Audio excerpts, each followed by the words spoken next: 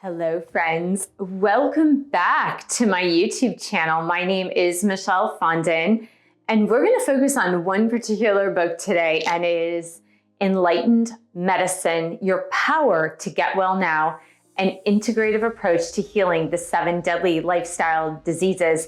This book has been given so little attention, and I believe it's because I published it in 2018 when I was preparing for my move to California, but this video is very pertinent to the contents inside of this book, so I certainly do hope that you pick up a copy, either in paperback, Kindle, or Audible. Today's topic, Empowerment Tribe, is a major obstacle to becoming self-actualized in 2024, and of course, beyond, if you're watching this, beyond 2024. So this is super important if you are on the path to becoming self-actualized. This is something you really need to be aware of, and I'm gonna point it out here. We're gonna talk about it at length. But first, if you are new here, I wanna welcome you. Thank you for subscribing below. Click on the bell, scroll up to all for all notifications. And thank you for giving the video a thumbs up. You can support this channel by buying one of my 11 published books. You can also donate and become a patron on Patreon, and the link is right below. As I was preparing for this series, I've been reading this book by Dr. Abraham Maslow, who was a psychologist and who passed away the year I was born in 1970. And this quote stuck out to me because of my previous teachings and because it's something that has been on my mind for nearly a decade, if not more than a decade. The quote by Abraham Maslow is going to be the basis for this video and the major obstacle getting in the way of you becoming self-actualized today in 2024 and of course beyond. So let's take a look at this quote as I read it. Sick people are made by a sick culture. Healthy people are made possible by a healthy culture. But it is just as true that sick individuals make their culture more sick and that healthy individuals make their culture more healthy. Improving individual health is one approach to making a better world. To express it in another way, encouragement of personal growth is a real possibility. Sick people are made by a sick culture. That is the primary aspect of this quote that I would like to focus on when it comes to you being on the journey of becoming self-actualized. If you haven't noticed, if you are an American citizen living here in the USA or living abroad, you know on some level that we have a sick culture. We really have a sick culture. And this is something I've written about, and it's something I have attempted to express in so many ways. But as we're embarking on this journey together toward self-actualization, I feel that it is ultimately important that I point this out. Now, I might be pointing out the obvious if this is something that you too have been thinking about. But if we're talking about the path to self-actualization, you need to understand the environment that you're living in. Now, I'm speaking specifically for people living in the United States because that is where I live. But if in your country you believe that you are a part of a sick culture, please put it in the comments section below. Say where you live, what country you're living in, and why you believe you are a part of a sick culture. This is indoctrination. We are constantly being indoctrinated in the US by this culture of sickness. And as we move toward becoming self-actualized, that's what we're up against. That's what we are fighting against. I'm going to give you some quick statistics here just to demonstrate. And it's a multifaceted problem. It's not a problem that is specific to illness itself, but illness itself certainly is one of the factors. And I'm going to put a disclaimer here. Disclaimer, disclaimer, disclaimer, that this is not intended to be medical advice or health advice in any way, shape, or form. I want you to know that. This is a philosophy. We are discussing philosophy here.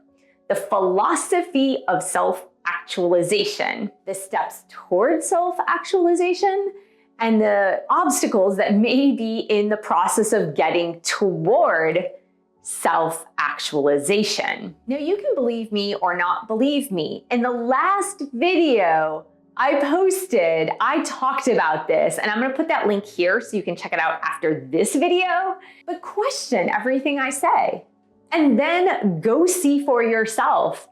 And at the end of the video, I'm gonna give you a little assignment that you can choose to do to prove whether this theory holds water or not. Because it's a theory. It's one of my theories, but it is a theory. And according to Abraham Maslow, now this book was written either in 1954 or 1955. And as I did mention, Dr. Maslow died in 1970.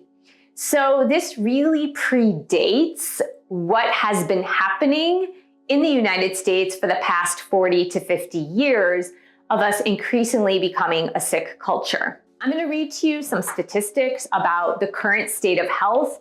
Now, just know that anytime you pull up statistics, they are typically very ancient by at least 3 to 4 years. So the first statistic comes from the Center for Disease Control and Prevention. Nearly 60% of adult Americans have at least one chronic disease. Chronic conditions like diabetes, cancer, and cardiovascular disease are the leading causes of death in the United States. More than 2/3 of all deaths are caused by one or more of 5 chronic diseases: heart disease, cancer, stroke, chronic obstructive pulmonary disease, and diabetes. And that's the National Association for Chronic Disease. The second statistic is an estimated 129 million people in the US have at least one major chronic disease. Examples: heart disease, cancer, diabetes, obesity, hypertension. As defined by the US Department of Health and Human Services, 5 of the top 10 leading causes of death in the US are strongly associated with preventable and treatable chronic diseases. We're going to continue with the statistics again. As I mentioned, I'm going to go through these relatively quickly just to give you a snapshot, a preview of why I believe we live in a society, in a culture of sickness. Let's look at mental health statistics. 1 in 5 Americans suffers from a mental disease, or 25%. About 1 in 4 American adults suffers from a diagnosable mental disorder in a given year. Mental health crises account for 60 million visits to a primary care doctor and 6 million visits to the ER annually. 41% of Americans dealt with an untreated, listen to that again, 41% of Americans dealt with an untreated mental illness. And I believe this, well, it says 2024, but I don't think the statistics are from 2024. I believe they're from well before that. Half of Americans will experience an episode of mental illness in their lives. And there are 4.5 million children in the United States diagnosed and living with anxiety. About 40% of American adults have multiple chronic conditions, and evidence is growing that one chronic illness has a negative impact on the risk of developing others. I think that's enough. The last one that kind of struck me was half of all American adults have high blood pressure. 50% of all American adults have high blood pressure. I would say that I rest my case there, but I don't rest my case there. I believe we live in a sick culture, and again, we need to understand the culture, the environment, and what we are up against in our pathway to self-actualization.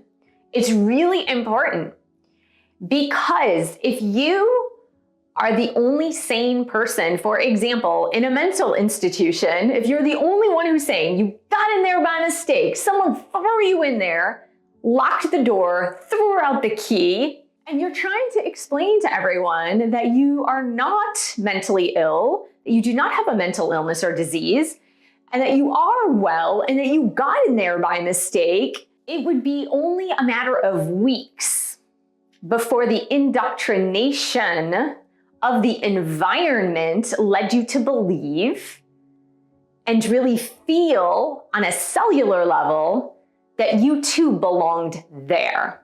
That is what we are up against. That is absolutely what we are up against, but in society in general. We are being indoctrinated on a day-to-day basis with this culture of sick, the culture of sickness, the culture of being sick, the culture that sickness is the only thing that matters. Let me explain why. Besides those statistics that show you that you are surrounded by people who are sick on a constant basis, look at everything that is being presented to you in the media. Now, I go to the gym about 5 days a week. I work out 6 days a week, but 4 to 5 days a week, I'm at the gym. 2 other days, I'm working out outdoors in the great outdoors by the beach. And I like to go on the treadmill for 30 minutes before I start my weight training workout. And I happen to like to watch Charmed on TNT, but on that station, there are commercials. And I will kid you not, for a 30-minute show, or I don't know if it's 30 minutes or 45 minutes, but it's a short show. It's not very long. Every 5 minutes, there's about 2 minutes of ads, and every other ad is for some sort of pharmaceutical. Ask your doctor about this. You might have this. You might have chronic this. You might have depressive this. You might have anxiety this. You might be living with this. And then every other commercial after that is about some sort of fast food. And then I was just driving to Disneyland the other day. And as you're driving on the expressway, you see billboards right and left. It's very hard to avoid them. They're very big and imposing. And sometimes if traffic is stopped, you look around you and there's some billboards. And there's billboards advertising cancer treatment centers, diabetes treatment centers, for dialysis. There's just billboards everywhere bombarding my senses with reasons about being sick. Like why if I'm sick, I need to go to this treatment center or this treatment center. And then I go to YouTube and I'm watching some of my favorite videos. And then something else comes up about reasons why I'm sick or need to be sick or am probably sick.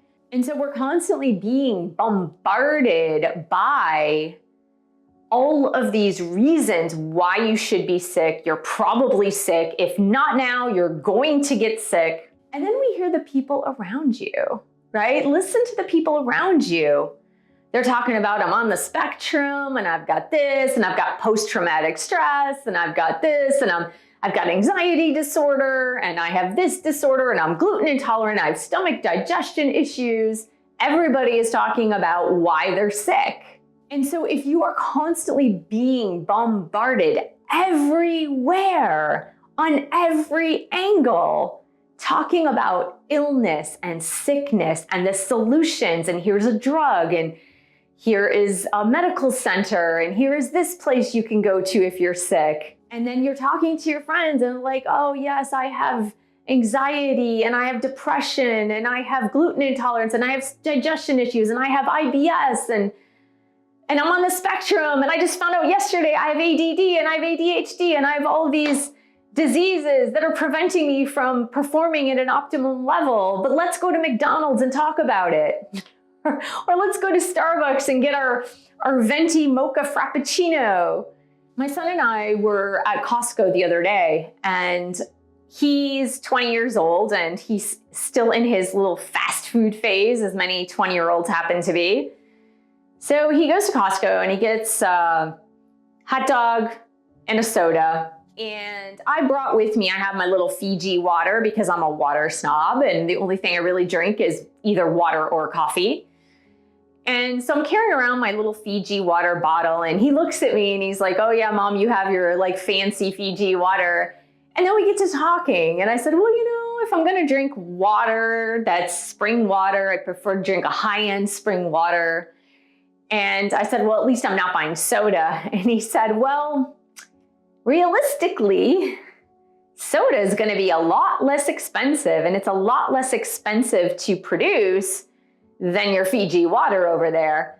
And I said, you know what? You're absolutely right, because the government subsidizes the soda that you're drinking through subsidizing the corn production that produces the high fructose corn syrup that is sugaring, sweetening your soda. So of course your soda is going to be super cheap because the government is subsidizing, right? The government is subsidizing the high fructose corn syrup that is making your soda sweet, so that the product itself doesn't cost as much as bottling up a spring water from Fiji. And those are the kinds of things that are contributing to a sick society, is that the system is enabling us to make ourselves more and more sick through the products we consume, through the food we consume, through the drinks we consume, through the environment that's around us.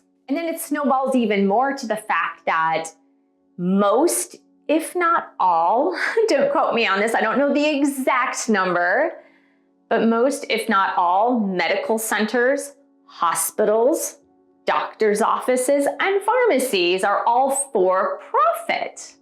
They're all for profit. Now, dentists' offices have been for profit for a very long time. Wouldn't it stand to reason that if you go to one of these centers, the bottom line that is more important to them than maintaining your health or keeping you healthy or getting you healthier is to make sure that you're sick, is to make sure that they find something? Because if they don't find anything, and if everyone's walking around all healthy all the time, all of these for-profit businesses under the medical model, like all these for-profit businesses will go out of business. They would have no business. So they have to make sure that people stay sick on some level, right? And you might be sitting there saying, well, that's totally unethical. They would never do that. Is that actually true? Is that actually true? A long time ago, I was teaching prenatal yoga, for example, and I was talking to a bunch of pregnant women who, as the years were going on, I started teaching prenatal yoga in 2008. By the time I finished teaching prenatal yoga really on a one-to-one basis or a small group basis, or even in my yoga studio, it was probably like right before the pandemic. I was teaching out of my home in California a little bit. And the ongoing conversation that I had was about the rising trend in cesarean sections. The rising trend. It was like, you know, in 2008, it was a lot of people were getting C-sections or recommended C-sections because of scheduled births.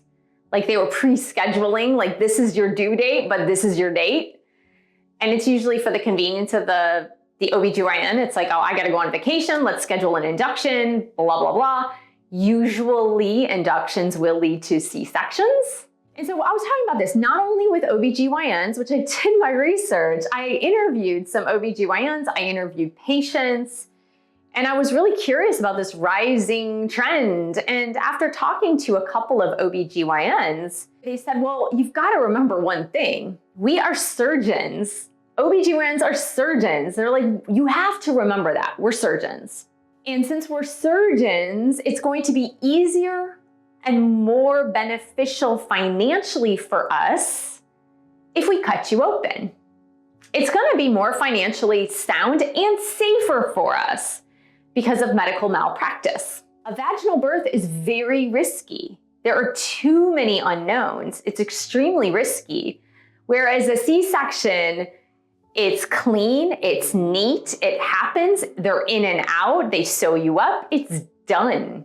Coming out of the mouths of OBGYNs, they said, we prefer to do that because we can schedule it, it's safer for all intents and purposes, it is more lucrative for us, and we're trained surgeons. So after I heard that, after I'd done those interviews and I heard that, I was like, I rest my case. The ethics has nothing to do with it. It's about convenience. It's about scheduling. It's about money. It's nothing to do with what's best for the patient themselves. And they might argue that that is best for the patient themselves because having a child vaginally is very risky in and of itself. We are in this sick culture. Now imagine you as a person who is trying to self-actualize. And through this process of self-actualization, you're trying to listen to your intuition, listen to your body, understand your body's signals, helping the greater good through empathy and expansion of awareness and getting in touch with your higher spiritual self and becoming individualized in your uniqueness, in your soul's calling. But then you go out into the world, into this sick culture, and everybody around you is like giving you reasons why that's not possible. Well, already the bar is set pretty darn low because sick consciousness, illness consciousness, vibrates at an extremely low level. Illness is a vibration, right? Being unwell is a vibration. And when you reach higher vibrations, much higher vibrations, Christ consciousness vibrations, illness cannot exist. It can't even exist at the resonance of those higher vibrations.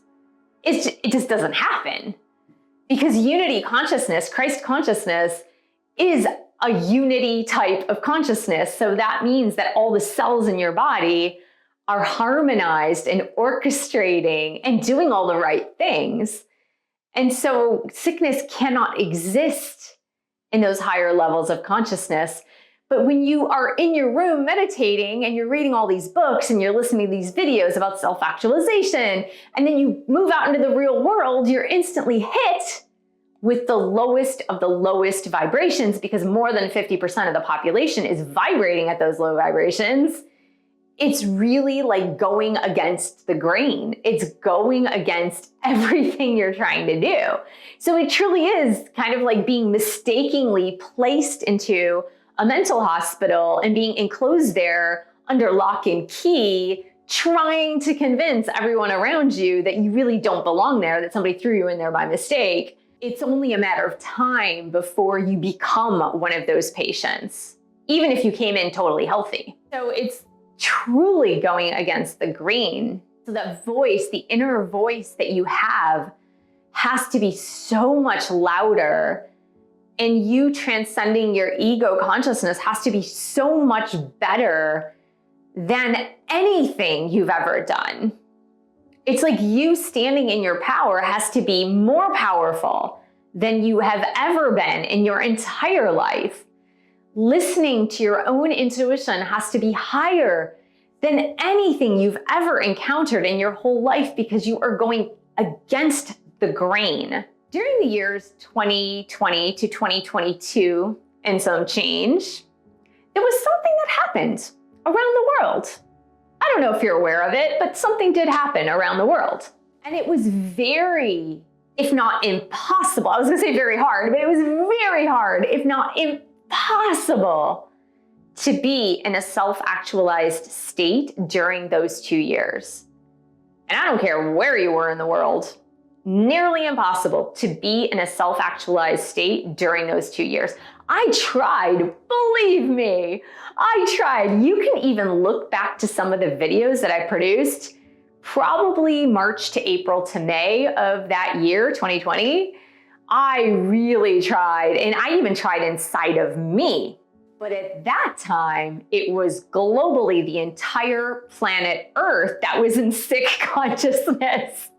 And talk about sick culture and sick consciousness. That's like fighting against the entire planet for self-actualization. That was nearly impossible. And I think most of us fell into the sick culture, and it was very hard to dig ourselves out of that. And we fell into sick consciousness, and it was really hard to dig ourselves out of that because the energy globally was so strong pro-sick consciousness, that it was like anything you tried to go against the grain or be against that, or even like power your interior, power yourself up to be in those higher vibrations. Everything else against you was like keeping you low. But imagine, just imagine for a second, if following normal health protocols, right? So, okay, even if you did follow the health protocols, right? Social distancing, masking, all of that. Even if you did that, let's suppose that the global campaigns, the global messages, the global billboards, right, said, you are healthy and strong, your body is a healing machine. Imagine there were billboards everywhere around the world in the specific language to that country. Imagine if there were billboards all around the world that said, you are healthy and strong, your body is a healing machine. And even in the PSAs, right, on TV, there was that billboard, right? You are healthy and strong, your body is a healing machine. What if you opened up the newspaper and you saw these advertisements and it says, you are healthy and strong, your body is a healing machine? Do you think possibly that would have raised the vibrational frequency of the world during 2020 to 2022? Put it in the comments. Like, if you think that if you saw that everywhere, you are healthy and strong, your body is a healing machine, do you think we would have had the amount of problems and deaths and sicknesses that we did have? Question mark, right? I'm inquiring. Inquiring minds want to know. I would wager to say that if everywhere you looked, the billboards, the social media ads, the YouTube ads, the newspapers, whatever, if everywhere you looked, you saw you are healthy and strong, your body is a healing machine, instead of anything else, I guarantee you we would have raised the consciousness of the globe at that time. Versus lowering it, even the people that were higher vibration, that got lowered, they got lowered, right? Myself, I got sucked into that sick consciousness. I believe that there would have been so much less damage done had there been the mental awareness out there with the positivity of understanding and knowing that you are healthy and strong. Innately, like that is your birthright. Health is your birthright. But we're in this sick consciousness. And the whole culture is designed around sick consciousness. The whole culture. There's not one part of our culture today that is designed toward wellness. Wellness is the anomaly. It's really the anomaly. Sure, we have gyms and we have, health movement, and there are people that talk about health in the news and whatnot, but it's very rare. It's really minimal. It's more talking about disaster, disease, whatever. And so let me ask you this. Could you do an exercise that would confirm or deny this? And I think if you're really skeptical, if you're like, well, that's just reality, would it be like closing our eyes to reality? Well, the reality is what you make it to be. I know that's lofty, but your reality is truly what you make it to be. And if you are on this path to self-actualization, you really need to know that. Your thoughts create your reality. Your environment creates your reality. So for the next 3 days, what I'd like you to do, if you could, to confirm or deny this, right? Because test it. Test it to see if it's true in your culture. For the next 3 days, you can use the notes on your phone. I was going to reach for my phone. It's a little too far away. You can use the notes on your phone every time you see an ad for a pharmaceutical or a health company, like a medical facility, a hospital, whatever. Write it down. I would just write down the date and time.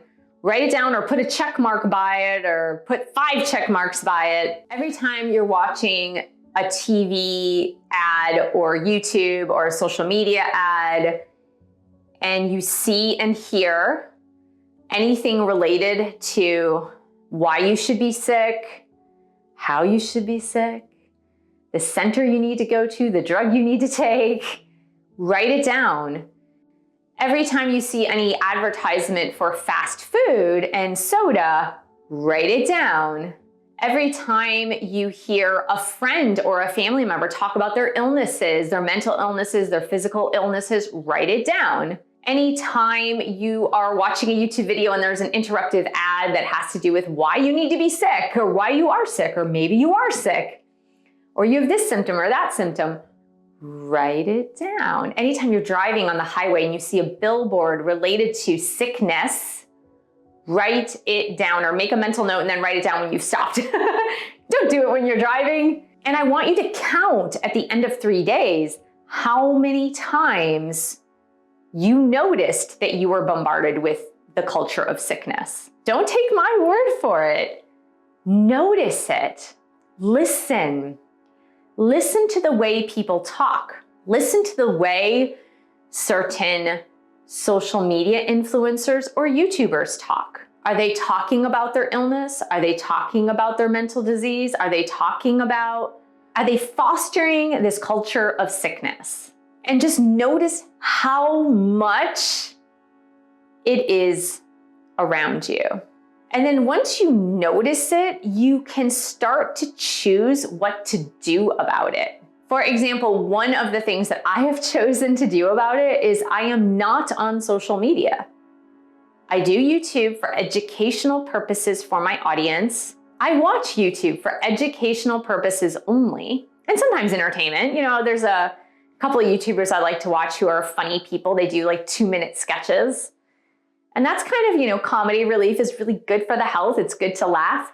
I follow a very wonderful yoga teacher over in India who I absolutely adore. Follow him if you're into yoga and meditation, Akanda Yoga. Love them. Such great teachings, really root teachings of what I learned when I learned to teach yoga. Very similar teachings. So I do it for health, education, and entertainment purposes only on YouTube. I don't do anything on any of the social media outlets. I'm not on TikTok anymore, not on Facebook, not on Twitter, which I think the name changed. I am not on Instagram except to listen to a YouTuber I support on Patreon. He does these private videos for patrons only, so I listen to him on Instagram, but other than that, I'm not on Instagram anymore. I've chosen to stay away from the dialogue of division because health only remains in unity consciousness. I've chosen not to expose myself to sick ads anymore. And in fact, when I'm at the gym, what I've started to do when I'm running on the treadmill is I'm watching a show and when the commercials come on, I take a t-shirt that I've taken off because now I'm warm. I put a t-shirt on top of their individual TVs on the treadmill, but I put a t-shirt on top until the ads are over. I can usually time it for about 2 minutes. It's pretty close to accurate. But I said, I don't need that sensory input into my body mind because with each ad about sickness, it's being indoctrinated in me, even though I don't want it to be. Just by virtue of living, it's being indoctrinated. And there's not a whole lot I can do about driving down the highway and seeing ads for drug companies, for fast food companies, for medical centers and hospitals. There's nothing I can do about that. I can drive straight, looking straight, but it's still in your sensory input because we take in a lot more than we visually see. And I'm very careful about who I talk to.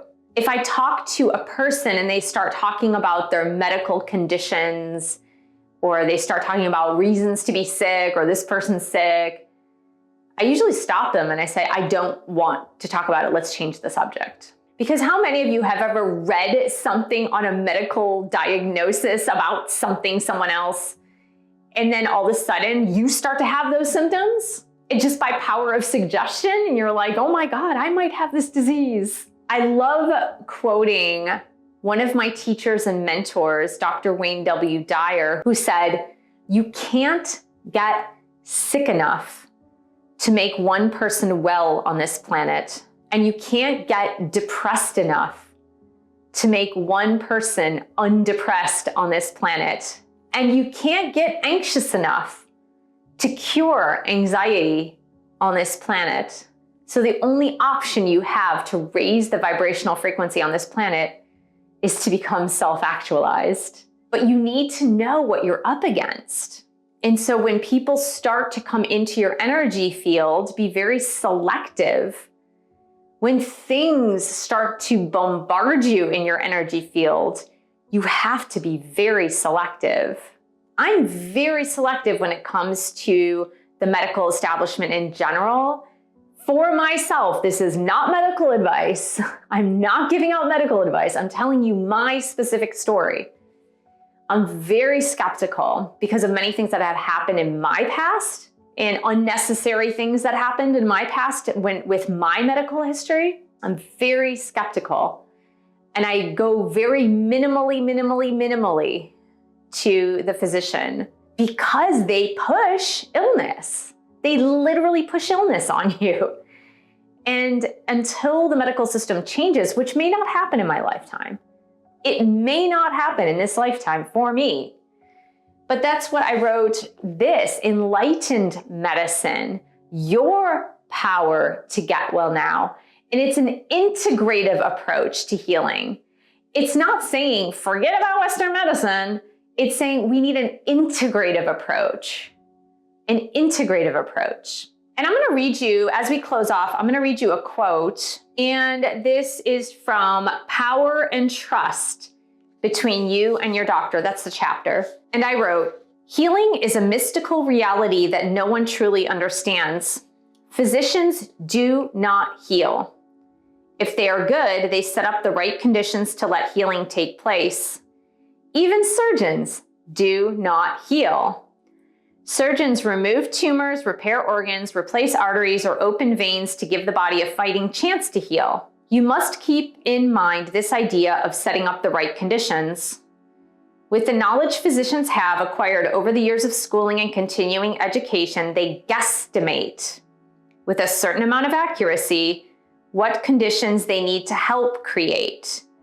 They do nothing more and nothing less. I'm going to reread. Healing is a mystical reality that no one truly understands.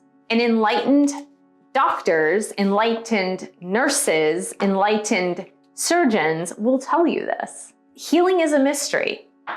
Health is a mystery. And when we realize that fighting against sick consciousness is fighting against a whole host of lower vibrational frequencies, the counteracting of that is to raise your vibrational frequency and keep it high, but protect your environment, protect yourself from those around you, conditions around you that are constantly trying to lower your vibrational frequency. And that's truly the one major block, the major obstacle to reaching your road to self-actualization. So I hope this was helpful. I want to thank you so much for joining me. Thank you for subscribing to my channel below. Click on the bell, scroll up to all for all notifications. Thank you for giving the video a thumbs up. Thank you for sharing this video with others who are on the road to self-actualization and self-realization. Thank you so much for your support of my YouTube channel. One way to get rid of ads in the middle of videos would be to support me and my channel on Patreon. I will put the link right below. You can buy one of my 11 published books that really helps as well. And I want to thank you so much, and I'll see you in the next video.